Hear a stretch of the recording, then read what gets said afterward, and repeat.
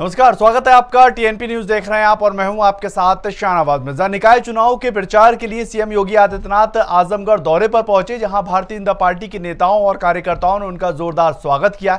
Bharatiya Janata party के प्रत्याशी के लिए चुनाव प्रचार करते हुए सीएम योगी ने कहा कि एक जनसभा को संबोधित करते हुए अपने संबोधन में पीएम नरेंद्र मोदी का जिक्र किया और उन्होंने कहा कि पीएम नरेंद्र मोदी की छत्र छाया में देश विकास की राह पर बढ़ता हुआ नजर आ रहा है। पीएम नरेंद्र मोदी का जिक्र करते हुए योगी आदित्यनाथ ने यह भी कहा कि ऑपरेशन कावेरी जो है वो लगातार जारी है और सूडान में फंसे भारतीयों को सुरक्षित लाने का कार्य लगातार हो रहा है और इसको लेकर पूरा विश्व जो है पीएम नरेंद्र मोदी की जमकर तारीफ भी कर रहा है। और साथ ही विरोधियों पर निशाना साधते हुए सीएम योगी आदित्यनाथ ने कहा कि 2017 से पहले आजमगढ़ बदनाम था और इस नाम पर होटल और धर्मशाला के अंदर कमरे नहीं मिलते थे, लेकिन भारतीय जनता पार्टी की सरकार आने के बाद अब लगातार प्रदेश के अंदर कानून व्यवस्था दुरुस्त है। जिसने कला के क्षेत्र में हरिहरपुर जैसे गांवों को भी कला के लिए समर्पित किया है, इसे कोटि कोटि नमन करते हुए मैं आप सबका हृदय से अभिवादन करता हूं। भाइयों बहनों, हमारा आजमगढ़ दुनिया के अंदर कभी अपने तेज के लिए, अपने ओज के लिए स्वतंत्र भारत में जो आस थी, देश की आजादी के लिए कुंवर वीर सिंह के नेतृत्व में और अन्य क्रांतिकारियों के नेतृत्व में अंग्रेजों के खिलाफ जो लड़ाई लड़ी गई थी, उस लड़ाई का उद्देश्य ही था कि हमारा देश स्वतंत्र हो, हमारी अपनी सत्ता हो, विकास की प्रक्रिया के साथ पूरी व्यवस्था को जोड़ा जाए, बिना भेदभाव के शासन की योजना का लाभ हर नागरिक तक पहुंचाया जाए। लेकिन यह जनपद उससे एकदम विपरीत दिशा में गया। जिन लोगों के हाथों में सत्ता की बागडोर आई,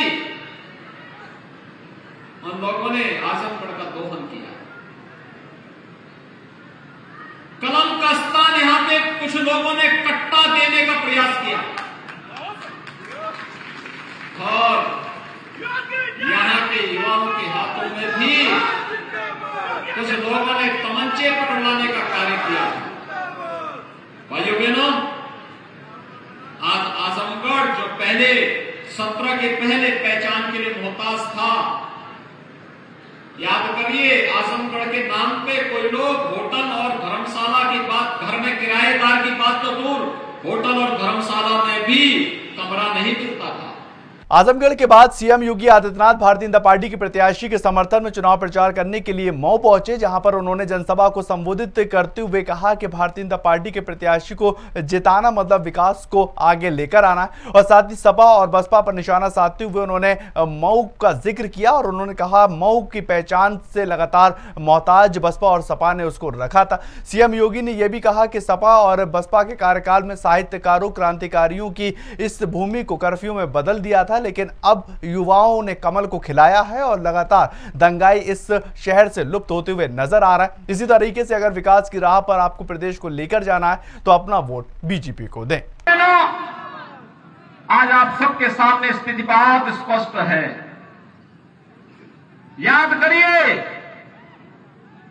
जो लोग पर्व और त्योहारों में उपद्रव पैदा करके यहां की कानून व्यवस्था को व्हील चेयर में लाने का काम करते थे, आज वे स्वयं व्हील चेयर में पड़े हुए हैं और सांस लेने के लिए तरस रहे हैं।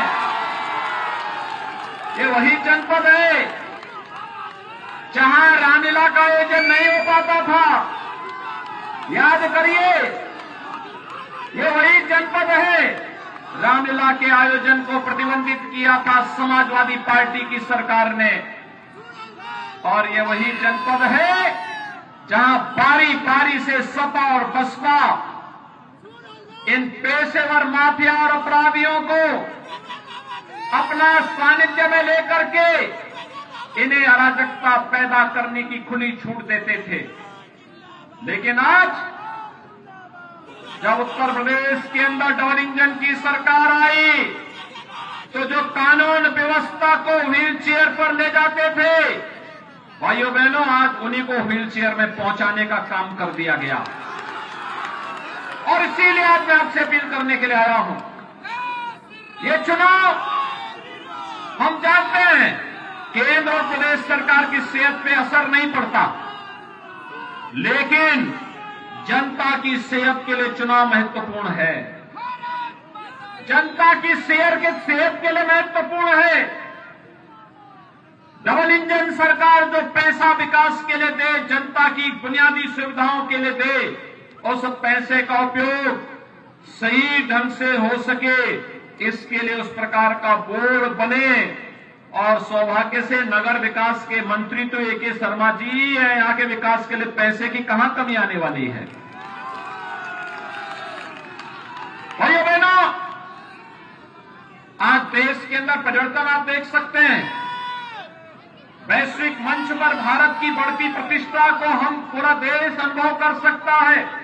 उत्तर प्रदेश के डिप्टी सीएम ब्रजेश पाठक महुआ दौरे पर पहुंचे, जहां पर भारतीय जनता पार्टी कार्यकर्ताओं ने उनका जोरदार स्वागत किया। और इसी बीच महुआ के गुलाबी गैंग के कमांडर फरीदा बेगम अन्य महिलाओं के साथ भारतीय जनता पार्टी में शामिल हुई।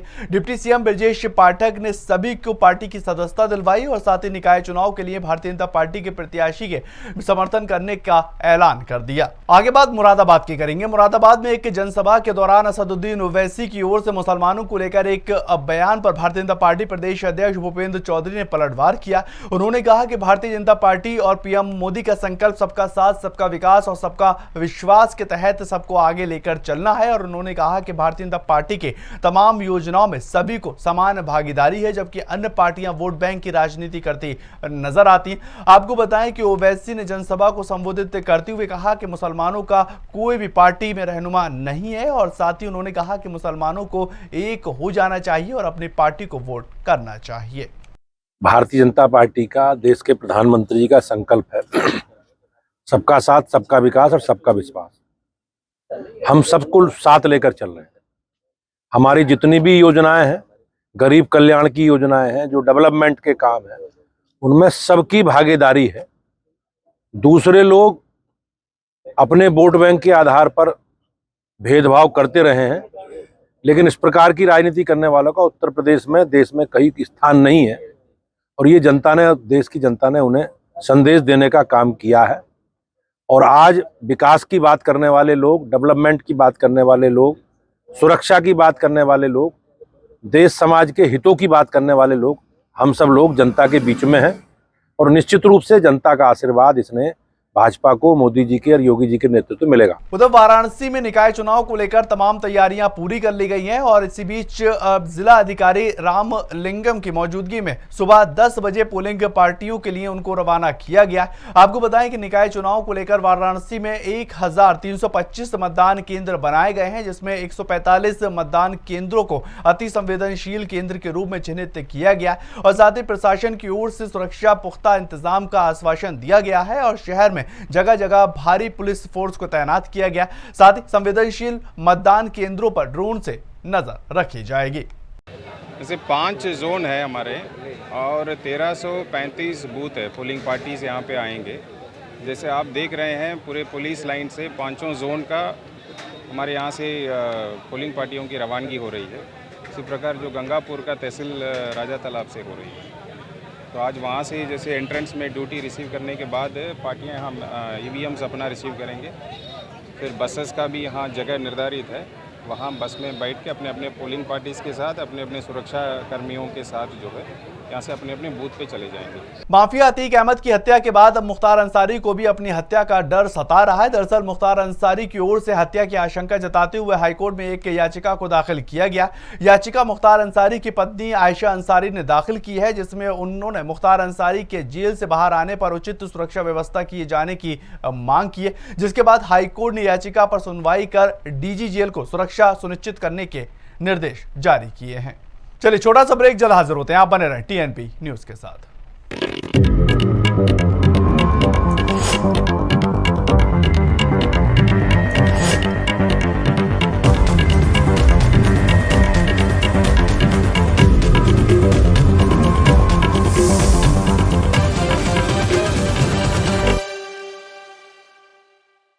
ब्रेक के बाद आपका स्वागत है। आगे बढ़ेंगे, बात करेंगे माफिया अतीक अहमद की हत्या के बाद से ही पुलिस और जांच एजेंसियां लगातार उसके करीबियों पर निशाना साधती हुई नजर आ रही हैं और शिकंजा कसती दिखाई दे रही हैं। इसी कड़ी में अब अतीक के वकील और उसके राजदार सौलत हनीफ को भी पुलिस ने रिमांड पर ले लिया। आज पुलिस हनीफ को प्रयागराज के नैनी जेल लेकर पहुंची, जहां पर एटीएस ने उनसे पूछताछ की है। दरअसल जांच के दौरान पुलिस को उमेश पाल हत्याकांड की साजिश में सौलत हनीफ का भी शामिल होने का प्रमाण मिला, जिसके बाद पुलिस ने सौलत हनीफ को गिरफ्तार कर लिया और सौलत हनीफ से पूछताछ जारी है। खबर उत्तर प्रदेश के कन्नौज से है। कन्नौज में नगरीय निकाय चुनाव के अंदर समाजवादी पार्टी के उम्मीदवार के लिए प्रचार करने पहुंचे अखिलेश यादव ने केंद्र की मोदी और राज्य की योगी सरकार के ऊपर जुबानी हमला बोला।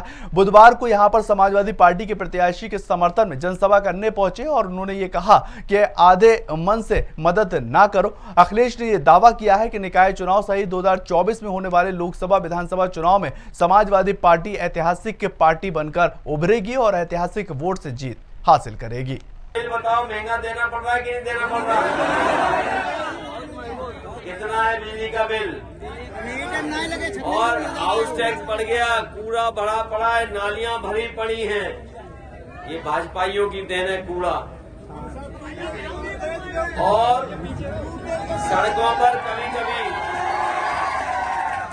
सड़कों पर कभी कभी ट्रैफिक को इंतजाम को ठीक करने के लिए सांड आ जा रहे हैं कि नहीं आ जा रहे हैं? पूरी व्यवस्था सांड भरोसे छोड़ दी गई है। ये सब बातें आप जानते हो और इस मोबाइल के जमाने में, जानकारी के जमाने में कोई बात नहीं छिपा सकता। बताओ, भ्रष्टाचार बढ़ गया इनकी सरकार में, नहीं बढ़ गया? ये जो समाजवादियों ने अस्पताल बनाए या बिजली का इंतजाम किया, इन्होंने बर्बाद कर दिया कि नहीं कर दिया? इसलिए बहुत दिनों से चेयरमैन अपना नहीं बना है समाजवादी पार्टी। बताओ, चेयरमैन बना रहे हो कि नहीं बना रहे हो? और ये शुरुआत है भारतीय जनता पार्टी का सफाया करने का। अभी यहाँ से सफाया करो और उसके बाद 24 में सफाया करो। निकाय चुनाव के अंतिम चरण में सियासी पार्टियां अपनी अपनी जीत का दावा करती नजर आ रही हैं और इसी कड़ी में मैनपुरी में चुनाव के प्रचार के दौरान समाजवादी पार्टी की सांसद डिंपल यादव ने निकाय चुनाव को समाजवादी पार्टी के लिए महत्वपूर्ण बताया। उन्होंने कहा कि उत्तर प्रदेश की पॉलिटिक्स बिल्कुल अलग है और साथ ही दिल्ली में पहलवानों के प्रदर्शन का जिक्र करते हुए उन्होंने कहा कि इस पर निष्पक्ष जांच होनी चाहिए और इसके अलावा बीएसपी पर भी उन्होंने निशाना साधा, उन पर बीजेपी को लुभाने और लाभ पहुंचाने का आरोप लगाया। उत्तर प्रदेश की राजधानी लखनऊ में कानून व्यवस्था को दुरुस्त करने की जिम्मेदारी दरअसल पुलिस की होती है और वहीं पुलिस से कर्मचारी अगर सरेआम बेशर्मी करता हुआ दिखाई दे तो फिर क्या कहें। वहीं आपको बताएं कि पुलिस से कर्मी सरेराह एक स्कूली छात्रा को परेशान करता हुआ नजर आया और उसको कैमरे में कैद कर लिया गया। खाकी पहनकर लगातार पुलिस से कर्मी पीछा करता रहा है और कर्मी की इस करतूत को एक महिला ने अपने मोबाइल कैमरे में कैद किया। इसके बाद वीडियो को वायरल कर दिया गया है और इसके बाद अब आगे की कार्रवाई विभागीय तौर पर की जाएगी। खबर मुजफ्फरनगर से है। मुजफ्फरनगर में अवैध हथियार फैक्ट्री का खुलासा करते हुए पुलिस ने एसओजी की संयुक्त टीम के साथ 6 आरोपियों को गिरफ्तार किया है और साथ ही मौके से 35 तमंचे और 100 से अधिक अर्धनिर्मित तमंचों के साथ हथियार बनाने के उपकरण बरामद किए। मामले की जानकारी देते हुए पुलिस ने यह बताया है कि फिलहाल आरोपियों से पूछताछ की जा रही। अब तक की हुई पूछताछ के दौरान आरोपियों ने यह बताया है कि निकाय चुनाव को लेकर तमंचे की काफी डिमांड रहती है और इसी के कारण आरोपी हथियार तैयार करने में लगे हुए थे। 8 से 15,000 के दर पे ये तमंचे बेचे जाते हैं और फिलहाल आरोपियों से और भी आगे की पूछताछ पुलिस कर रही है। शांतिपूर्वक और निष्पक्ष सकुशल संपन्न कराने के लिए जनपद मुजफ्फरनगर में श्रीमान वरिष्ठ पुलिस अधीक्षक महोदय के निर्देशन में एक अभियान जारी है। इस अभियान के दौरान आज एसओजी टीम और थाना चरथावल की टीम को सफलता प्राप्त हुई है। थाना चरथावल और एसओजी की टीम को सूचना प्राप्त हुई थी कि चरथावल थाना क्षेत्र के खुसरोपुर रोड पर एक तमंचा बनाने की फैक्ट्री जारी है और वहाँ से जो है वो तमंचा बनाकर जनपद मुजफ्फरनगर और आसपास के जनपदों में सप्लाई की जा रही है। इसी सूचना पर पुलिस ने दबिश देते हुए 6 अभियुक्तों को गिरफ्तार किया है और इनके कब्जे से लगभग 100 से ज़्यादा अधबने तमंचे और अन्य असला और लगभग 35 बने हुए तमंचे जो रेडी थे सप्लाई करने के लिए, वो पुलिस ने बरामद किए हैं। खबर हमीरपुर के राठ से आ रही है, जहां पर राठ थाना क्षेत्र के अंदर एक तरफा प्यार को लेकर सिरपिरे आशिक ने गोली मारकर युवती की हत्या कर दी है। और खबरों की माने तो आरोपी देर रात युवती के घर में घुस गया और छत पर सोते समय युवती को गोली मार दी और इसके बाद अस्पताल ले जाते वक्त युवती की मौत हो चुकी है। फिलहाल पुलिस पूरे मामले की जांच पड़ताल कर रही है। थाना राठ पे एक सूचना प्राप्त हुई थी कि ग्राम बसेला में एक 19 वर्षीय लड़की को एक दीपक नाम का व्यक्ति, जो कि ग्राम बदेला का ही रहने वाला है, उस पर के द्वारा गोली से हमला कर दिया गया है। तत्काल पुलिस के द्वारा मौके पर पहुंच के लड़की को इलाज के लिए CHC राठ ले जाया गया था, जहां से उसको फर्दर इलाज के लिए कानपुर रेफर कर दिया गया है। अभियुक्त को भी गिरफ्तार कर लिया गया है। उसने पूछताछ में, अभी तक की पूछताछ में बताया है कि दोनों का 3 साल से प्रेम संबंध था। परिवार द्वारा शादी के लिए मना करने पर उसने गुस्से में आकर लड़की पर हमला किया था। अभियुक्त के पास से वह तमंचा जिससे लड़की पर हमला किया गया वो भी बरामद कर दिया गया है। आगे की वैधानिक कार्रवाई की जाएगी। चलिए फिलहाल इस बुलेटिन में इतना ही। ज्यादातर खबरों के लिए आप लगातार बने रहें TNP न्यूज के साथ।